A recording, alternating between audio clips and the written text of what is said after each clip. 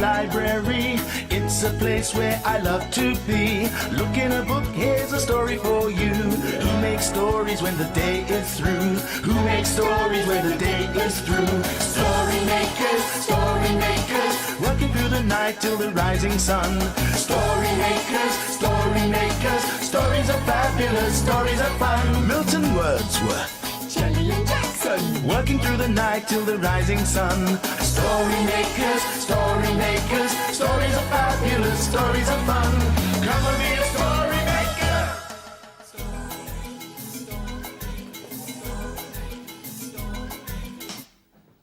Story makers.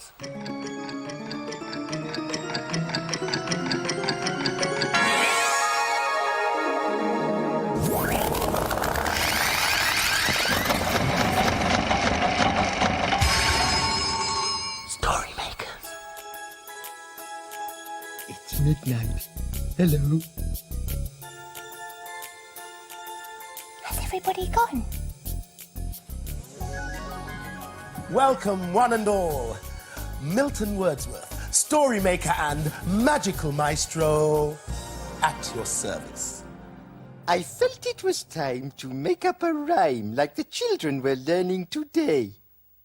This poem's all mine. I hope it is fine. If not, I hope you will say. Bravo, well done. It sounded very hard, Jackson. How did you do it? Well, I matched up all the words that end the same way, like rhyme and time and today and say. Oh. Milton, you're good at doing that too, aren't you? Well, yes, it's poetry, and you know how I love poetry. But it can be hard, especially if you can't think of anything that rhymes. What rhymes with jelly? Smelly. I'll tell you what, why don't we make a story about rhyming? Ooh, that's a good idea, I fear. Well done, son. Very funny, Bunny. Come on. Well, now, let's see. Here are some children's names for a rhyming story. Now for some imagination. Ready to get the machine going? Imagine a story.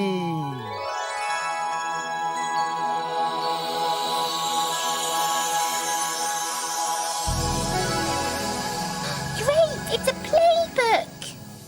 And it's called Ellie's Jellies. Ellie, put your jellies on. Ellie, put your jellies on. Ellie, put your jellies on. It's a sunny day. Melly, put your wellies on. Melly, put your wellies on. Melly, put your wellies on and come outside to play.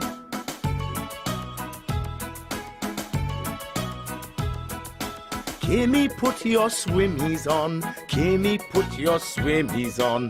Kimmy, put your swimmies on and party in the pool.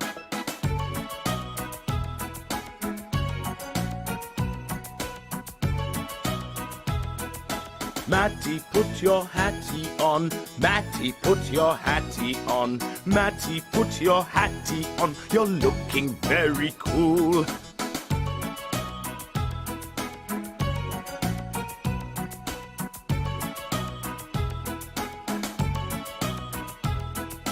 Ginny, put your pinny on. Ginny, put your pinny on. Ginny, put your pinny on. We're making buns for Mum. Tilly, put your frilly on. Tilly, put your frilly on. Tilly, put your frilly on. It's time for party fun.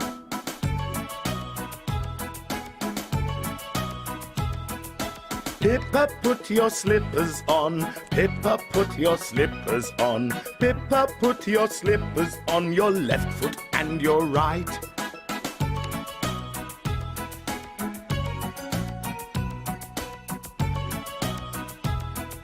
Sammy, put your jammies on. Sammy, put your jammies on. Sammy, put your jammies on. It's time for bed. Night, night.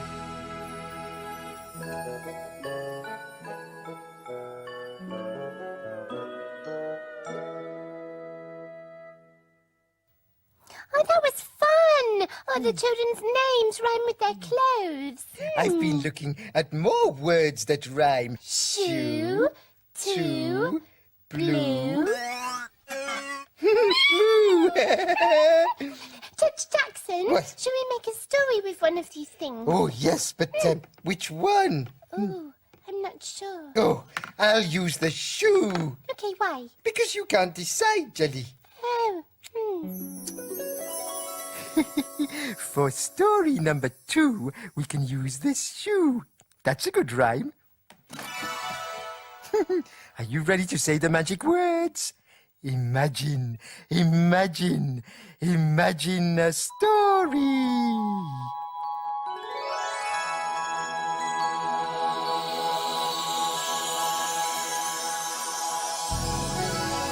Oh, yes, it's a Barnacle Rock story called Smelly Old Boot.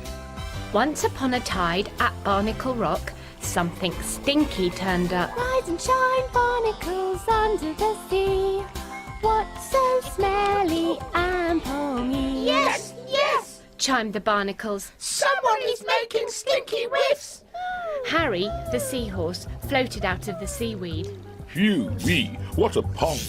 Electra sparked by in a panic. Sea monster alert! Everyone hide! The sea creatures hid, but there was no sign of a sea monster. Are you sure you saw a sea monster? Ellie whispered. Well, I've never seen anything like it before. It's huge and black and shiny, with long tentacles, and when he gets close, it lets off a terrible pong. Everyone took a peek. Lying on the seabed was the ghastly-looking creature. Oh, isn't it horrid? Ellie gasped. And doesn't it pong? Winced Electra. Gruff, the pufferfish, swam out from behind his slimy stone. What's that lovely smell? He asked. Careful, Gruff, it's a sea monster, No, it isn't a sea monster. grumbled Gruff. I think it's rather lovely. But whatever can it be? Hissed Electra. Perhaps we should ask Papa Clam. Did somebody call? Popper Clam appeared from under the sand. Oh, what's that awful smell? It's a stinky sea monster, shouted the sea creatures. No, it isn't. Said Gruff sulkily. Popper Clam took a closer look. It's not a sea monster. That there creature is an old boot. The people up top put boots on their feet so it won't hurt if they step on something sharp. But why does it smell? Hissed Electra. Old boots get very stinky. This one could make Barnacle Rock smell for weeks. Sighed Popper Clam. All the sea creatures looked glum, except for Gruff, who looked quite pleased. But how can we get rid of it? Ellie groaned. It's so big. Suddenly, Electra screamed. Watch out! Watch out! There's a hook about! A fishing hook had appeared. The creatures swam about wildly. Don't panic, shouted Ellie. I've had an idea. Ellie floated up to the hook and nudged it into the boot. They all watched in amazement as the boot was hauled out of the water. Gruff almost shed a tear. Well done, Ellie. Boomed Popper Clam. It smells better already. Well, that's the end of our whiffy adventure for today, Ellie giggled. We've got one story left, and we've got a blue and a moo and a two. Oh, I know. What? Well, if we put the blue and the moo in the machine, we might get a blue cow story, and then we can put in the number 2 just for fun. Bravo! The blue, the moo, and the number 2. And the final ingredient is your imaginations. Imagine, imagine, imagine a story.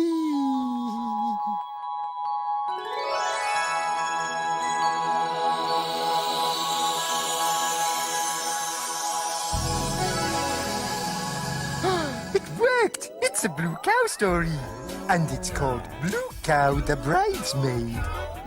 In a field not far away is a herd of cows grazing quietly. One of the cows is most unusual.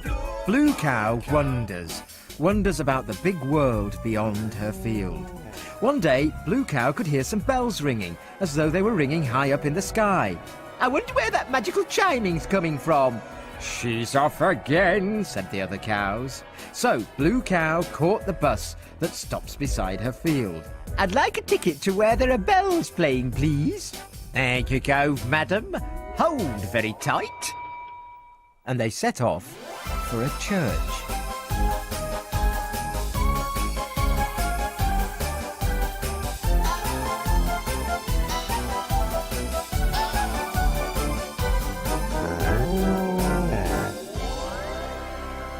And then they arrived. The beautiful ringing sound was coming from the tower of a church. In front of the church there were some people that looked like fairies in pretty dresses, and there were men in tall hats. In the corner was one fairy that was crying. She had the fluffiest, frilliest, whitest dress Blue Cow had ever seen. She walked up to the beautiful lady. Why are you crying? It's my wedding and I've fallen over and hurt my knee and I can't walk down the aisle in the church and everybody's waiting for me. Oh, please don't cry. Blue Cow couldn't bear to see such a pretty face looking so unhappy. If you want me to, I can carry you on my back down the aisle, Blue Cow said. The bride smiled a big, big smile. Her whole face lit up. Oh, thank you. Oh, you could be my chief bridesmaid. The other fairies, who were really bridesmaids, decorated Blue Cow all over with flowers. They were all colours and sizes, and they smelt lovely. Blue Cow felt like a fairy cow. The music in the church started playing, and Blue Cow carried the bride on her back. The bride's dress was flowing, and Blue Cow carried a bouquet of flowers in her mouth. Everyone in the congregation clapped and cheered, for no one had ever seen such a fine wedding procession. After the wedding, the bride threw her bouquet high, high into the air. Everyone hurried around with their arms flapping in the sky. As the flowers came down, Blue Cow leapt up and caught them.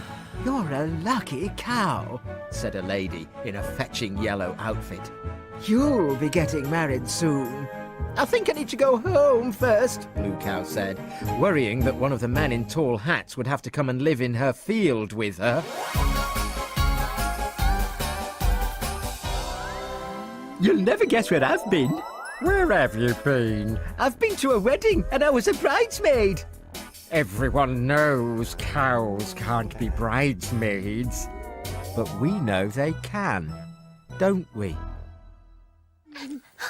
I think you should know that it's time to go. Sally is right. It's no longer night. In fact, I would say it's getting light. The dawn is upon us. The morning is nigh. We've made our stories and we bid you goodbye.